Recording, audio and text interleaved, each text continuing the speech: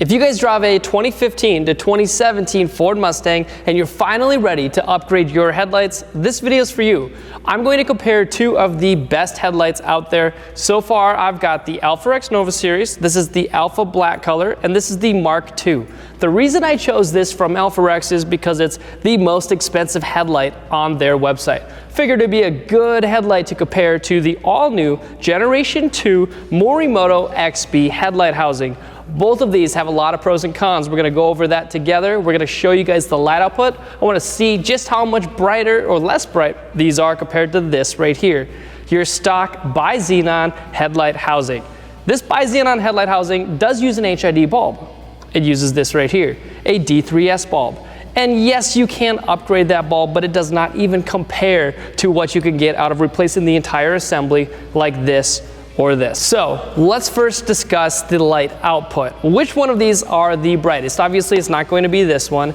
Which one is going to be the brightest? What I'm going to do is take this table. I'm gonna pull it about 25 feet away from the wall, and I'm gonna use a digital lux meter. This measures the actual usable brightness at a certain point on the wall. It's just a really good way for me to tell one brightness to another to see which one's best. This is what your original lights look like. You already know that this color is disgusting. The width is actually pretty good, and at least it's not scattering all the light around. That's thanks to the original projectors that this car uses. However, I know that we can do better. These stock headlights were 710 maximum lux. Now your stock high beam looks like this. I measured 910 maximum lux, not very much more than the low beam. And that's because we got this Bi-Xenon projector that does both low beam and high beam. It essentially just moves a flap inside the projector, producing the high beam. So it makes sense that it's not way more bright. When you rip the bumper off and take these out and put the Alpharex headlights in, I measured 1,670 maximum lux. Obviously that hotspot is so much more intense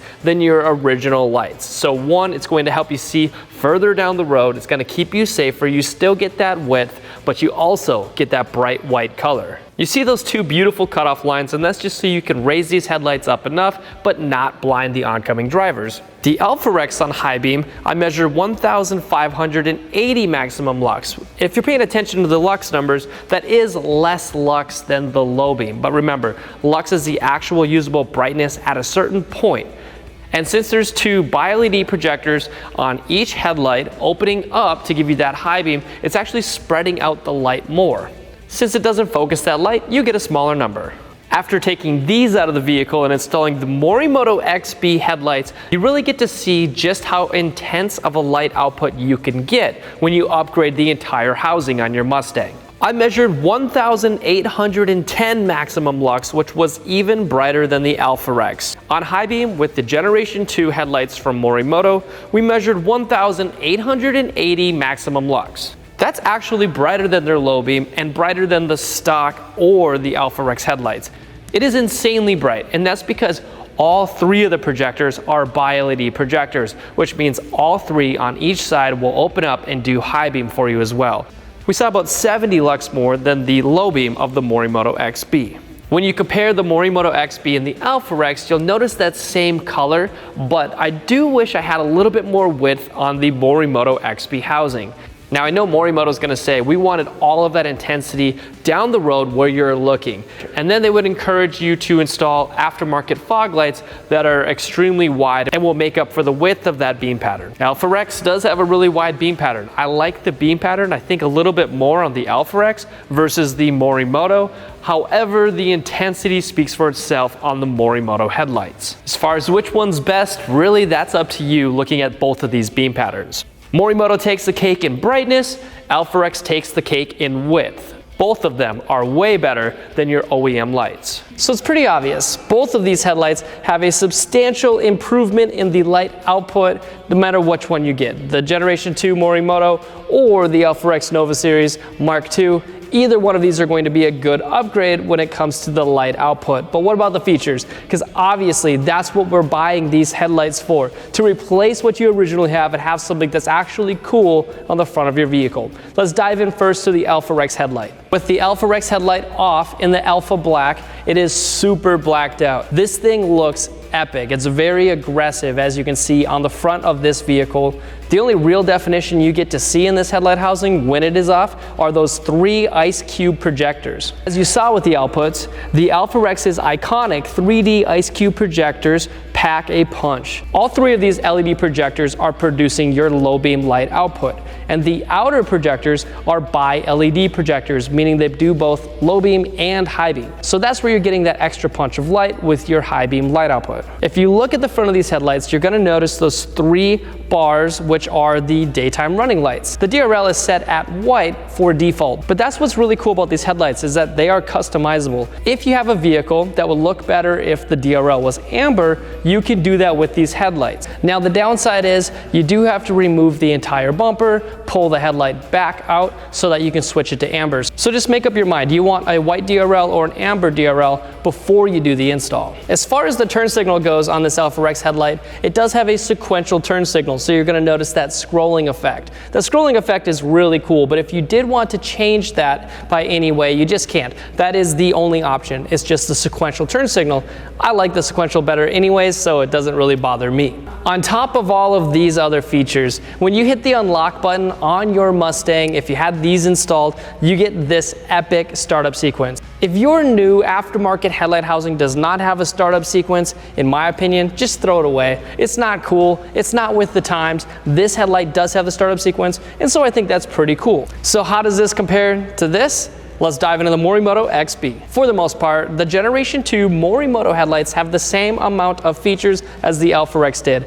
They go a little bit more above and beyond when it comes to that turn signal. So let's first talk about the daytime running light. It's kind of the same deal. You got those 3 bars on the top of this headlight, same as the Alpharex. And Morimoto did allow you to customize these, so you can choose these to be a white daytime running light or an amber daytime running light, just like the Alpharex. However, if you want to switch in between them, you don't need to pull your complete housing away. There is a connector on the back side of this headlight once you get it installed, where you can zip tie this up, and then you can use these right here. And this is going to allow you to switch between the amber and the white daytime running light. But there's 4 of them right here, so I know you're wondering, what do they all do?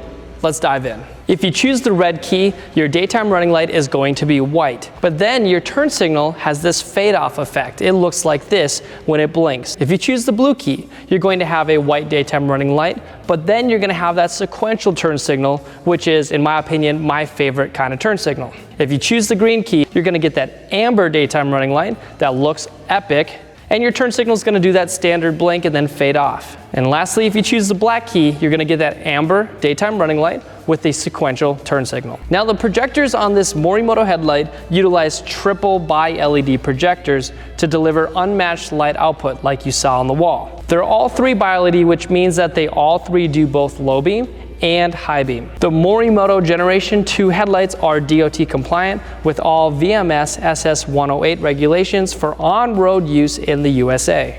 These projectors have this chase feature, and it looks super cool when you're starting your vehicle. Now I did install both of these headlights myself, and it wasn't that difficult, but you did have to pull the front bumper. It was a very hassle-free installation from either one. I didn't have any connection issues, and I didn't even need to run a fuse tap for both of them. They were plug and play and worked instantly. Now what about price? I love personally talking about price on this channel. The only issue is the second I say a price, it changes, and then all of y'all are saying, why did he say that and now it's this? Well, probably because of inflation.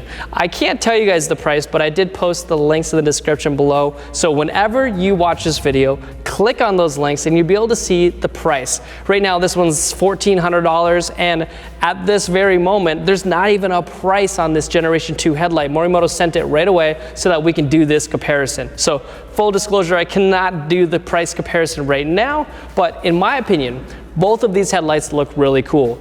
Personally, I really like the definition that you see of the projectors on the front of this Generation 2 headlight from Morimoto, simply because this one right here can kind of get lost. I like something that's flashy. I like to say, hey, I modified the front of my Mustang, look. The light outputs, I do like the width of the Alpharex light outputs. I think the width is really good. However, the intensity from the Morimoto, you cannot dispute that that is probably the brightest thing you could ever put on the front of your Mustang. Now, did I want more width out of that? Yes. I'm trying to be neutral here because I honestly do like both of these headlights. They look way better than your stock garbage that we had in here not too long ago. And to be honest, I know you're sick and tired of changing your D3S HID bulb, so why not just get something with a good warranty? This right here from Alpharex has a 2-year warranty, and the Morimoto Generation 2 headlight has a 5-year warranty. Take that in consideration when you guys are purchasing aftermarket headlights for your 15 to 17 Mustang. And as always, I test a lot of products at headlightrevolution.com. I try to find the best lighting for your Mustang. Once we find it, we put it on our website for you to see. Type in your year, make, and model, and we'll show you guys everything there.